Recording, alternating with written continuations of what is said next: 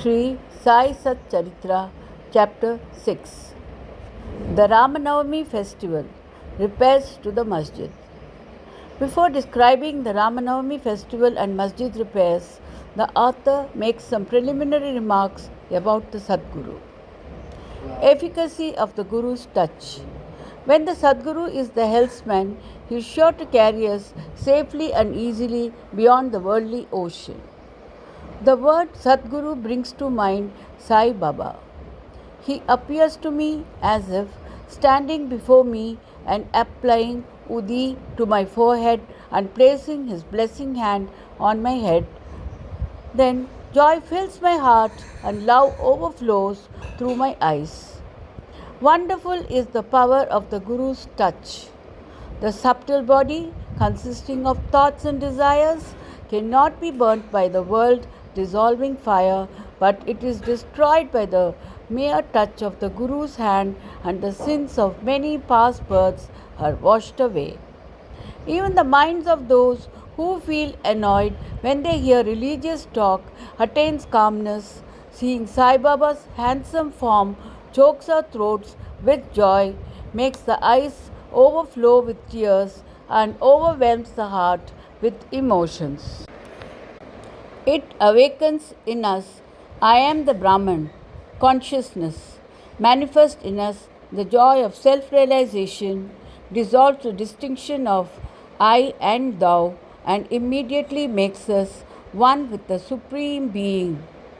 When I begin to read scriptures, at every step I am reminded of my Sadguru, and Sai Baba assumes the form of Rama or Krishna and makes me listen to his life.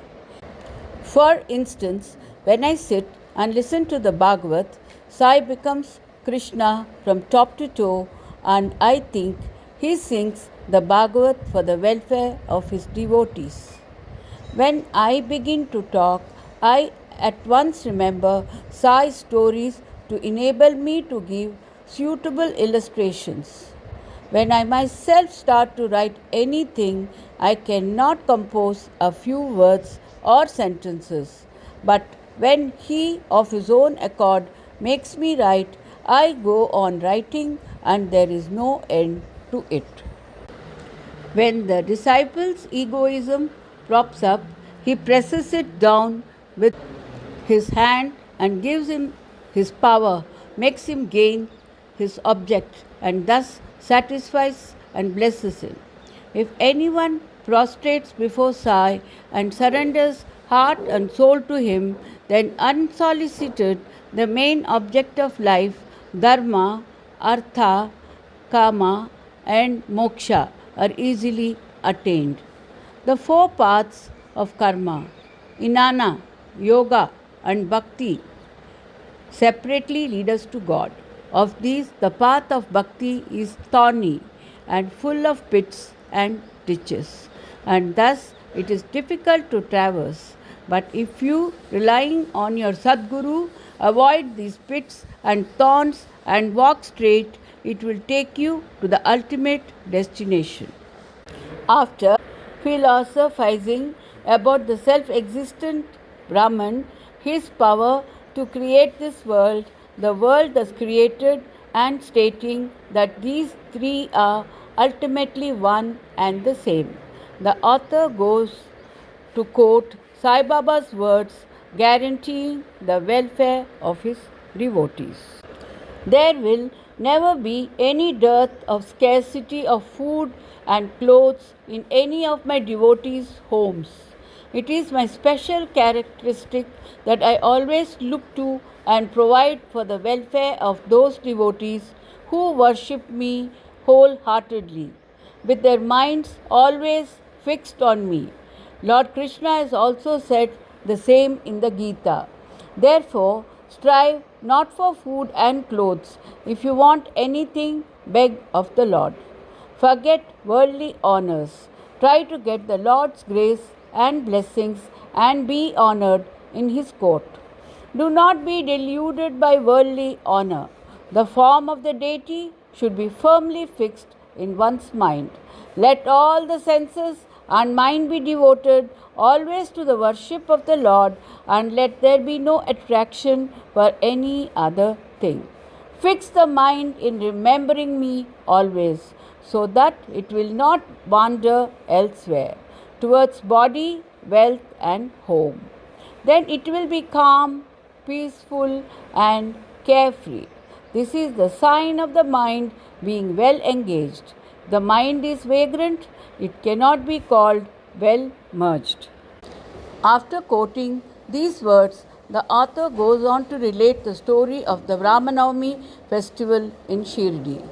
As Ramanavami is the greatest festival celebrated in Shirdi, another fuller account, as published in the Sai Leela magazine of 1925, is also referred to, and a summary of the festival as related in both these accounts is attempted here. Origin: Mr. Gopal Rao Gund was a circle inspector at Kopargaon. He was a great devotee of Baba. He had 3 wives but initially had no children. With Sai Baba's blessing, a son was born to him. Due to the joy that he felt about this, the idea of celebrating a fair or urus occurred to him in the year 1897, and he placed it for consideration before other Shirdi devotees like Tatya Patil, Dada Kote Patil, and Madhavrao Deshpande. They all approved of the idea and got Sai Baba's permission and blessings. Then an application to get the collector's sanction for celebrating the Urus was submitted. But as a village official was against holding the fair, the sanction was refused. But as Sai Baba had blessed it, they tried it again and ultimately succeeded in getting the collector's sanction. The day for the Urus was fixed on the Ramanavami day after consultation with Sai Baba. It seemed he had some reason for doing this: the unification of the 2 fairs or festivals, the Urus and the Ramanavami, and thereby the unification of the 2 communities, the Hindus and the Muslims. As future events showed, this objective was achieved. Though permission was obtained, other difficulties cropped up. Shirdi was a small village and there was a scarcity of water. There were 2 wells in the village. The main well dried up very soon and the water from the second was brackish. The brackish water was turned into sweet water by Sai Baba by throwing flowers into it. The water of this well was still insufficient, and so Tatya Patil had to arrange to get water from a distant well. Then temporary shops had to be constructed and wrestling bouts were arranged. Gopal Rao Gund had a friend named Damu Anna Kasar of Ahmednagar. He was also similarly unhappy in the matter of progeny, though it had married twice. He too was blessed by Sai Baba, with son Mr. Gund prevailed upon his friend to prepare and supply a simple flag for the procession in the fair. He also succeeded in inducing Mr. Nana Sahib Nimunkar to supply another embroidered flag. Both these flags were taken in procession through the village and were finally fixed at 2 corners of the masjid. This is being done even now. The Sandal Procession. There was another procession which was started during this fair. The idea for a sandal procession originated with Mr. Amir Shakar Dalal, a Muslim devotee from Korla. This procession is held in honor of great Muslim saints. Sandal paste and scrapings are put on a flat dish, and these are carried with incense burning in the dish through the village with music playing in the background. And after returning to the masjid, the contents of the dishes are applied on the mimbar and walls of the masjid by hand.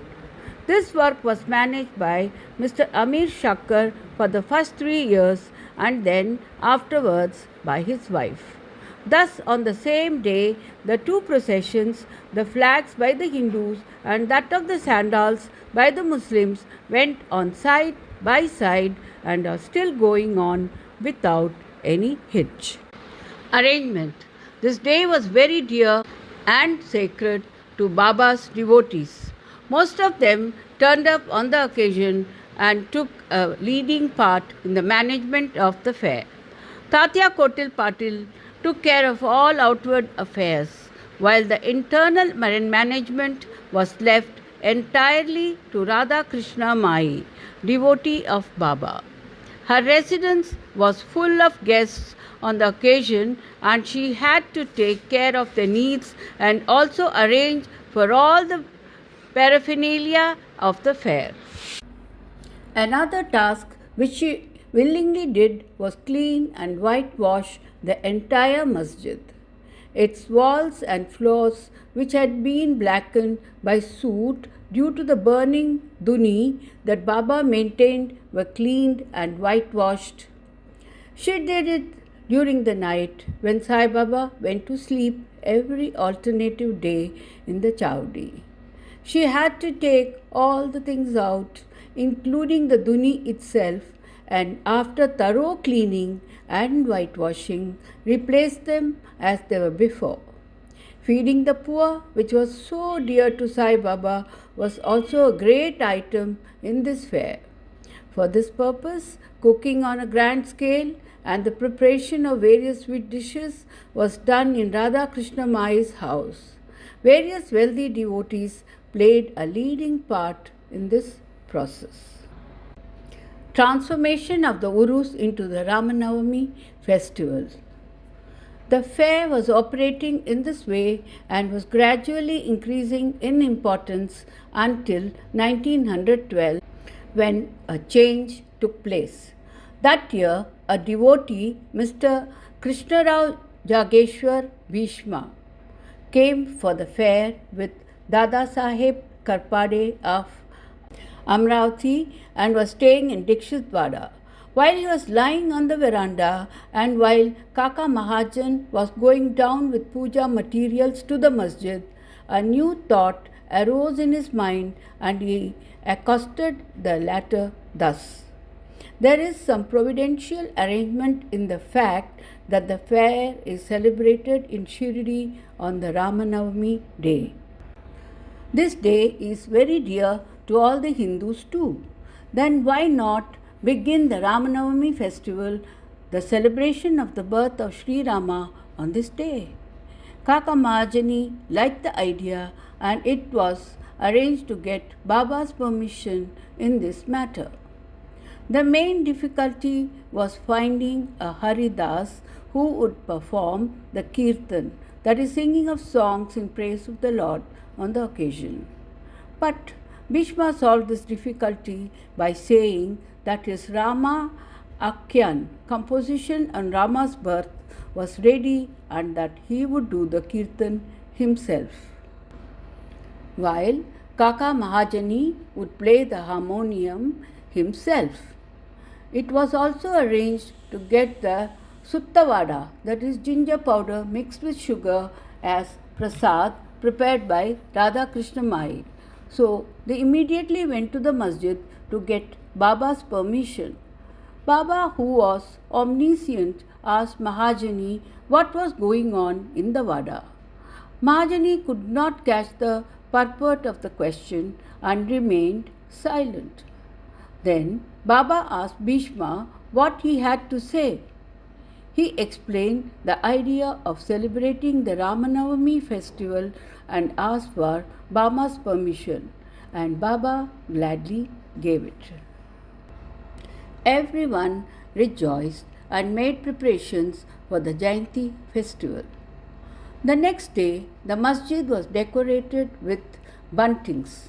A cradle was supplied by Radha Krishna Mai and placed in front of Baba's seat, and the proceedings began.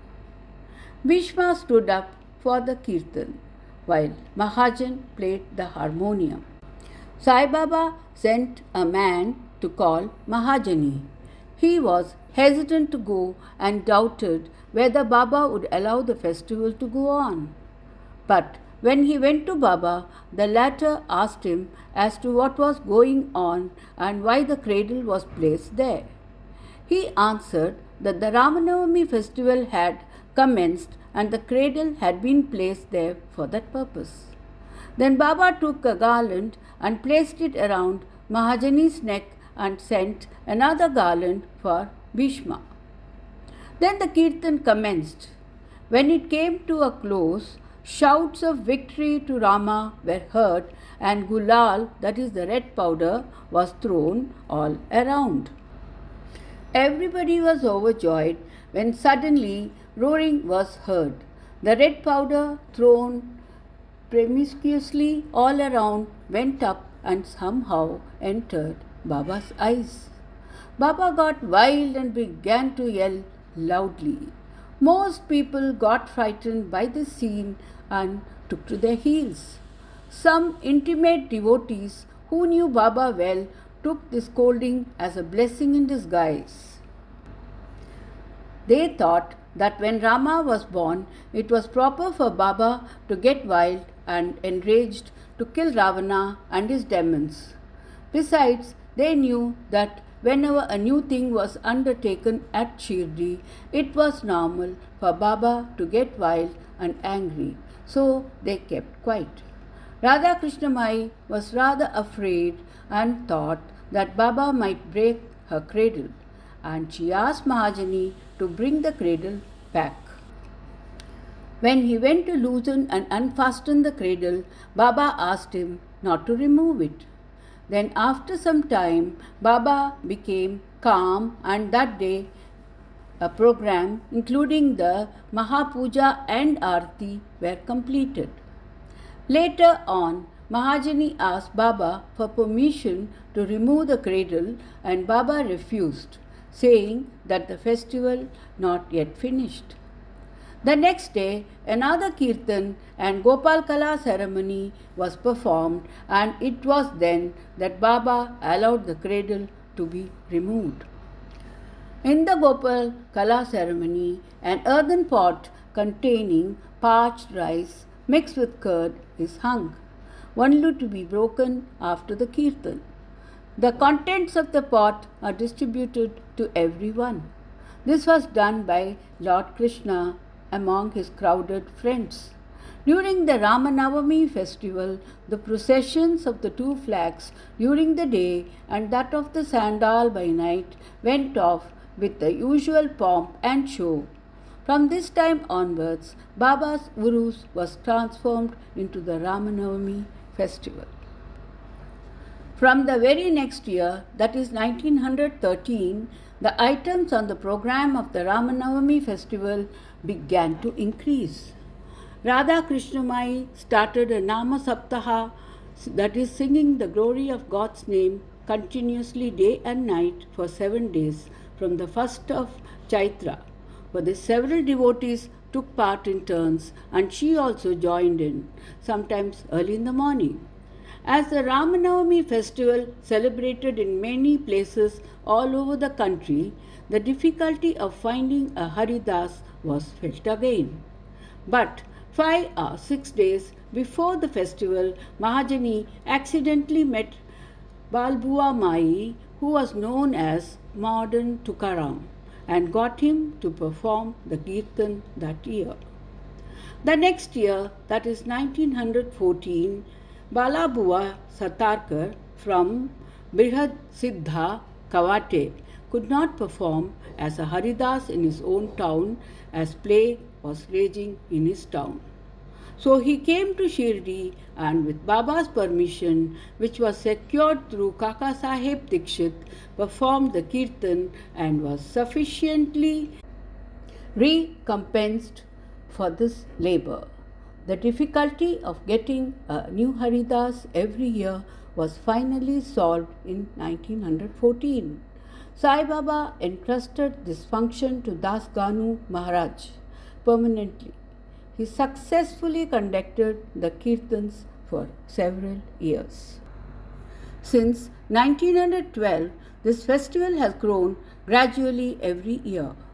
From the 8th to the 12th of Chaitra, Shirdi looked like a beehive of people. Shops began to increase, celebrated wrestlers took part in wrestling bouts, and feeding of the poor was done on a greater scale. The hard work and sincere efforts of Radhakrishna Mai turned Shirdi into a sansthan. Paraphernalia increased too: a beautiful horse, a palanquin, chariot, and many silver things, that's pockets, buckets, pictures, and mirrors, were donated for the festival. Elephants were also sent for the procession. Though all this paraphernalia increased substantially, Sai Baba ignored all these things and maintained his simplicity. It is to be noted that both Hindus and Muslims have been working in unison during both the processions and during the entire festival. There has been no hitch, no quarrel between them so far. At first, about 5,000 to 7,000 people used to attend, but that figure went up to 75,000 in some years, and yet there has been no outbreak or any epidemic or riots worth mentioning in all these years. This is a testament to Baba's power to unite people of all religions. Repairs to the masjid. Another important idea occurred to Gopalrao Gund just as he had started the Urus or fair. He was inspired to put the masjid in order. In order to carry out the repairs, he collected stones and had them dressed. But this work was not assigned to him. This was reserved for Nana Sahib Chandorkar, and the pavement was assigned to Kaka Sahib Dikshit. At first, Baba was unwilling to allow them to have this work done. But with the intervention of Malsapati, a close devotee, his permission was secured. When the pavement was completed in the masjid, Baba began to use a small cushioned pad for his seat, discarding the usual piece of sackcloth used till then. In 1911, the Sabha Mandap was also repaired with great labor and effort. The open space in front of the masjid was very small and inconvenient. Kaka Sahib Dikshit wanted to extend it and put roofing on it. At great expense, he bought iron posts, pillars, and trusses and started the work. At night, all the devotees worked hard and fixed the posts. Baba, when he returned from the Chawdi the next morning, uprooted them all and threw them out.